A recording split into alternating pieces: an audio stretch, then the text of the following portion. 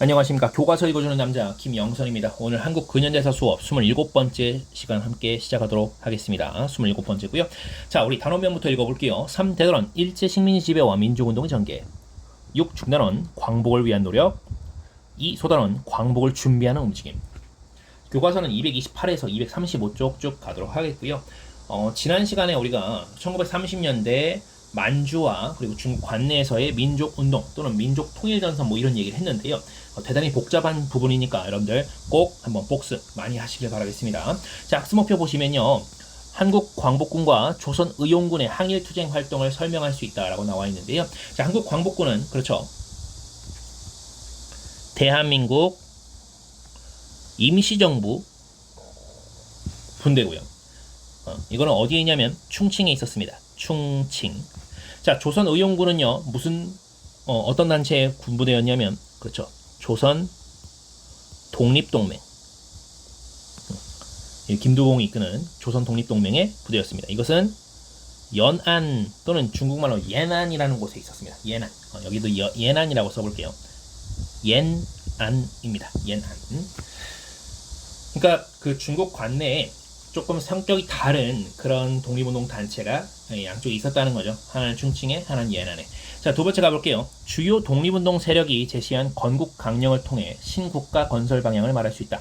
자, 여기 말하려면 여러분들 독립운동 세력이 주요 독립운동 세력 위에서 적었던 대한민국 임시정부와 조선 독립동맹도 포함이고요. 자, 그런데 이 두 단체는요, 모두 중국 관내, 즉 외국에 있었던 겁니다. 그런데 이제 독립, 즉 광복이 다가올 때쯤 되면요, 이제 국내에도 주요 독립운동 세력이 생겨요. 그거 이따가 또 나오겠지만 조선 건국동맹이라는 것이 또 나오게 됩니다. 조선 건국동맹이라는 것이 나오게 됩니다. 자, 오늘 연표 좀 살펴볼게요. 자, 1941년 자, 임정에서 건국강령이라는 것을 발표합니다. 역시 위에서 학습목표에서 얘기했던 그 건국강령이고요.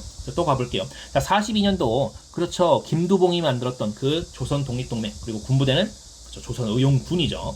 자, 그리고 세계사적으로는 43년도에 카이로 회담이라는 것이 있었습니다.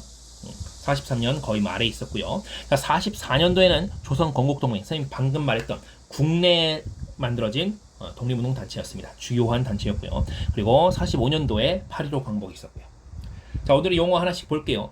대일선전포고, 그렇죠. 임시정부가 했던 거고요. 조선의용군, 조선독립동맹, 반복해서 말씀드립니다. 조선독립동맹의 군대죠.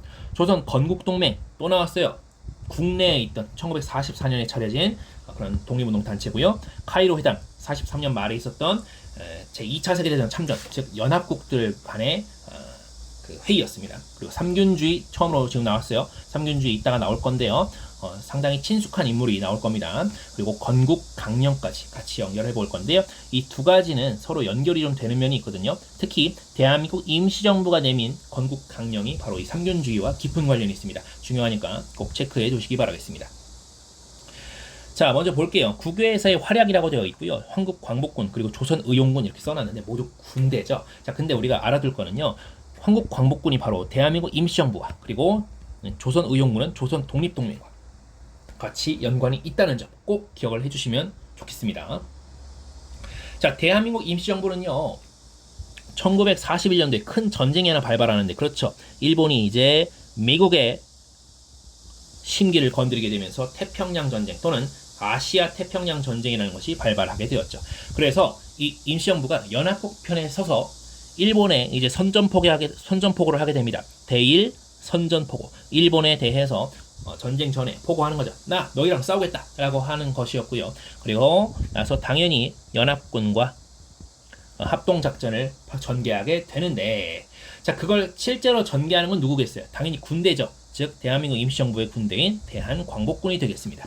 자, 근데 이들이 43년도에 인도 미얀마 전선에 가서 파견을 하게 됩니다. 그래서 보통 무슨 일을 하게 되냐면 일본군 뭐 포로신문 뭐 전단살포 이렇게 그 선전지 이런 거 뿌리고 그러는 거예요.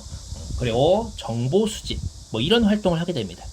좀 답답했겠죠. 당장 저 일본 놈들을 죽이러 가고 싶은데 무슨 뭐 잡힌 애들 막 데려다가 신문하고 있고. 물론 잘하죠. 왜냐면 우리는 30년이 넘는 그런 일제 강점기 동안 일본어를 되게 잘하게 되는 그런 상황이 이르렀어요. 그러니까 포로 신문하기에 좀 특화돼 있죠. 그리고 일본어로 된 그런 뭐 전단도 살포했을 거고요. 정보 수집에도 당연히 능할 수밖에 없었겠죠. 일본어 잘하니까. 자, 그런데 좀 직접적인 역할, 이 직접적인 전투 역할을 맡기 위해서 특수훈련도 받았어요. 미 전략 첩보국이라고 해서 이 OSS 부대라고 하는데, 이 OSS가 나중에 이제 CIA가 되기도 합니다. 한번 참고로 알아주시고요. 어쨌든 이 국내 좀 우리가 직접적인 역할을 해보자라고 하면서 이 OSS에서 특수훈련 받고 국내 진공 계획을 세우게 됩니다. 진공 계획은 1945년 8월 20일에 시행하려고 했어요. 그런데 도움이 안 돼. 일제가 도움이 안 됩니다. 8월 15일 일제가 갑자기 항복합니다. 사실은 이제 갑자기라기보다는 이제 원자폭탄 2대 얻어맞고 이제 무조건 항복하게 되는데, 우리가 뭐 이거를 사실 잘됐다, 일본 놈들 다 원자폭탄 맞고 다 죽었네, 이렇게 생각할 게 아닙니다. 당시에 이제 나가사키, 히로시마 이 두 지역에 많은 그 피해자들이 있었는데, 사실 거기에 있었던 한국인들도 엄청난 피해를 입었다고 하죠. 그러니까 우리가 이걸 마냥 꼴 좋다, 꽃이다 이렇게 할 얘기가 사실은 아닙니다. 그리고 이 8월 20일에 계획을 해놨는데 8월 15일에 일본이 항복하면서 우리가 직접적으로 이렇게 국권을 다시 탈환할 그 기회를 잃게 된 겁니다. 그 이후의 역사는 우리가 사실 알고 있죠. 그쵸? 지금까지도 분단하게 된 그런 슬픈 역사의 어떤 한 시점이다라고 볼 수가 있겠습니다. 자, 밑으로도 가보시면요. 자, 조선 의용군과 조선 독립동맹 얘기가 나오는데요. 자, 조선 의용군 가볼게요. 자, 우리 지난번에 나왔던 거, 마지막에 했던 거 좀 반복인데요. 자, 조선민족혁명당, 또 다른 말로 조선민족 전선연맹이라고도 부를 수 있겠죠. 자, 조선민족혁명당이 주도하고 있던 그 연맹에 산하에 조선의용대가 있었어요. 그쵸? 조선의용대. 자, 근데 화북으로 이동했죠. 상당수가 이동합니다. 대장도 버리고 그 지대로 이동하게 되는데, 그래서 조선의용대 화북지대로 개편이 되었었습니다. 자, 근데 이들이 나중에 중국 공산당의 이들과 주력군이었던 팔로군과 연합하면서 각종 전투에서 어떤 활약을 하게 됩니다. 어떤 전투였냐면 타이항산 전투, 그리고 또 이름도 특이한데 후자좌 전투, 원래 이제 태항산, 뭐 호가장 이렇게 부르기도 하는데, 타이항상 전투 그리고 후자좌 전투에서 참전하면서 이제 활약을 하게 됐습니다. 그리고 나중에 이들이 조선의용군으로 아예 따로 이름을 바꿔버려요. 우리는 이제 조선의용대의 어떤 부분 부대가 아니다, 우리들만의 군부대다, 조선의용군으로 개편하게 되었고요. 이 조선 독립동맹 같은 경우는요, 1942년도에 사실 이제 조선의용대와 한인사회주의자 중심으로 이제 결성이 된 건데, 이제 위원장에 김두봉을 선출하게 되고요. 김두봉 유명하죠. 우리 계속 얘기했어요. 그리고 나중에 44년도 되면요, 대한민국 임시정부나 그리고 국내에 있던 조선건국동맹과 연대를 모색하고 있었는데, 이제 광복을 해버렸죠. 8월 15일에. 그래서 핵심 인물들이 나중에 북한 정권 수립에 참여하게 되었다라고 하는 것입니다. 자, 그런데 여기 보시면 헷갈릴 수가 있어요. 이 조선의용대가 또 나오네요. 그리고 뭐 조선 독립동맹이 여기서 조선의용대 어쩌고저쩌고 하게 되는데, 사실 조선 독립동맹의 부대라고 하면 조선의용군이라고 하시면 됩니다. 이게 이름이 좀 중간에 바뀌기 때문에 좀 헷갈릴 수가 있는데, 뭐 조선의용대라고 해도 되고 조선의용군이라고 해도 됩니다. 여기서는 그렇게 이해를 해주시면 되겠습니다. 자, 국내에서의 웅지민 가볼 건데요. 자, 조선 건국동맹이라는 단체가 나왔어요. 자, 조선 건국동맹이란, 자, 위에선 조선 독립동맹이래요. 근데 국내에서는 이미 건국을 준비하는 거예요. 조선 건국동맹입니다. 자, 가볼게요. 자, 개요부터 먼저 보도록 하겠습니다. 자, 개요 보시면요, 자, 1944년 국내 활동 중이던 이 사람, 대땅 유명한 사람이에요. 그쵸, 여운형이라는 사람을 중심으로 해서요, 사회주의자 그리고 민족주의자가 함께 힘을 합쳐서 이 민족연합전선을 이루게 되는데, 그게 바로 조선 건국동맹입니다. 자, 구성원들은요, 대체로 과거에, 그쵸, 사회주의자들이니까 사회주의 운동했겠죠. 그리고 같이 힘도 합쳐봤어요, 민족주의자랑. 그래서 신간회 등에 같이 참여하기도 했습니다. 그런 이력이 있는 그런 구성원 단체였고요. 자, 활동 내용 보면요, 이들은요, 국외단체와 연계도 시도하게 됩니다.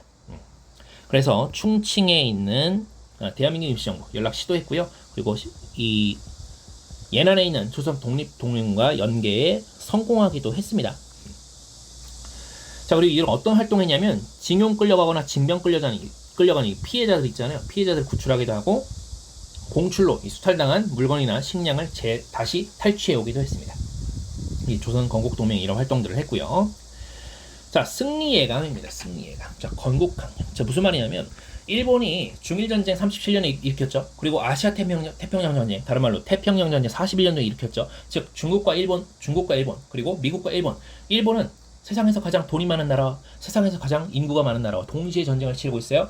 이길 리가 없죠. 그러니까 이거 곧 우리의 민족에게 광복이 오겠구나, 뭐 이런 판단을 했던 것 같습니다. 그래서 승리를 예감한 이들이 각각의 건국 강령들, 나라 앞으로 우리가 세우면 이렇게 어떻게 세울 거야 라고 이런 비전을 세우게 됐던 겁니다. 그 건국 강령이라고 볼 수 있겠고요. 시간 순으로 보면 임시정부가 가장 먼저 차려져 있었으니까 42년, 그리고 조덕동은 42년도에 나왔으니까 좀 늦었죠. 우리 44년도에 나온 조건동 같은 경우는 44년도에 나오게 됐죠. 자, 내용들이 근데 뭐 크게 다르지는 않습니다. 몇 가지 차이점이 있지만 그래도 좀 살펴보도록 할게요. 자, 대한민국 임시정부의 건국 강령 같은 경우는요, 그렇죠, 조소왕 나왔어요. 그렇죠, 한국 독립당 이끌던 그 조소왕입니다. 나중에 3당 합당되면서 또 조소왕 나왔던 그 조소왕이죠. 자, 조소왕은요, 이름 특이하신데 그가 내세웠던 그 사상도 특이해요. 삼균주의입니다. 세계가 다 균등하다. 뭐가 균등하냐? 개인과 개인, 민족과 민족, 국가와 국가가 모두 균등하다, 균등해야 된다라고 하는 건데, 이걸 어떻게 이룰 수 있느냐? 바로 이 정치, 경제, 교육의 균등으로 이 3균을 이룰 수 있다라고 했던 것입니다. 이거 세계도 균등해야 된다 이거예요. 자, 뭐냐면 정치 분야에서는요, 보통 선거에 기초한 민주공화국을 건국해야 된다라고 하고요. 자, 경제 분야에서는요, 토지, 이 땅과 그리고 중요 산업을 다 어떻게 해야 된다?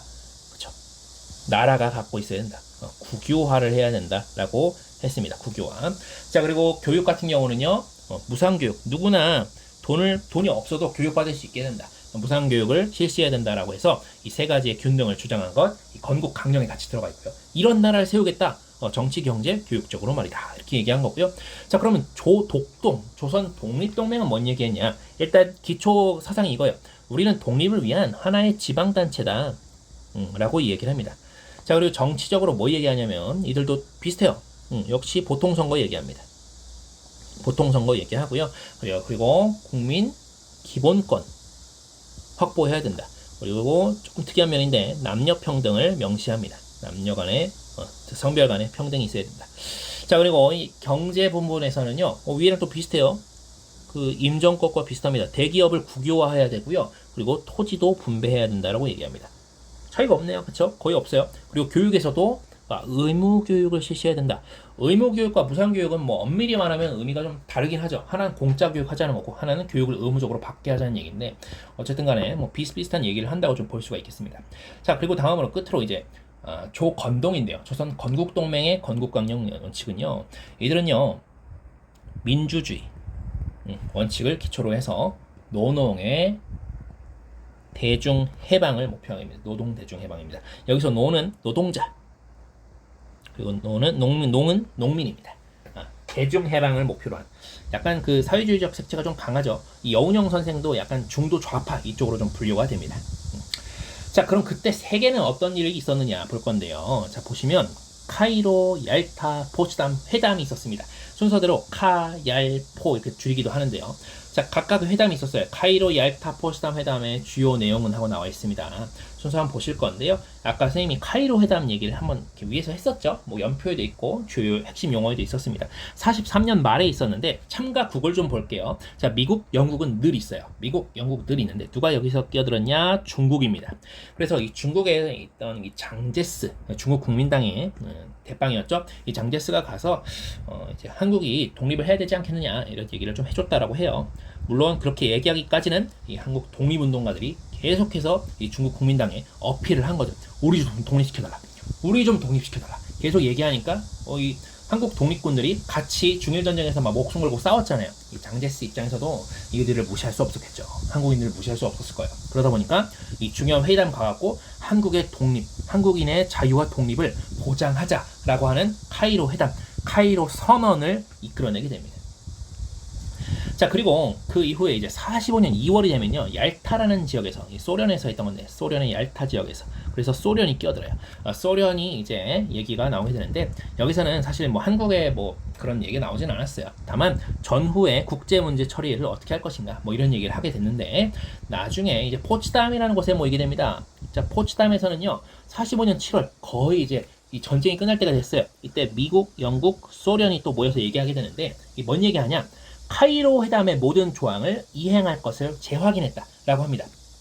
근데 카이로 회담 때는 소련이 없었죠. 소련이 없었단 말이에요. 근데 포츠담 회담에서 소련이 자기가 있지도 않았던 그 회담에서 있었던 것을 다 그래, 우리도 동의해. 그때 얘기했던 모든 조항을 이행하는 걸 우리도 동의할게 하면서 확인해 준 거예요. 즉 미국, 영국, 소련 그리고 중국까지 모두 한국의 독립을 보장하게 되었다. 뭐 이런 얘기를 하고 있는 겁니다. 해서 이게 국제적으로 좀 중요한 그런 시점이었기 때문에 같이 좀 우리가 정리를 해보았습니다. 오늘 수업 여기까지고요. 대단히 고생 많으셨습니다.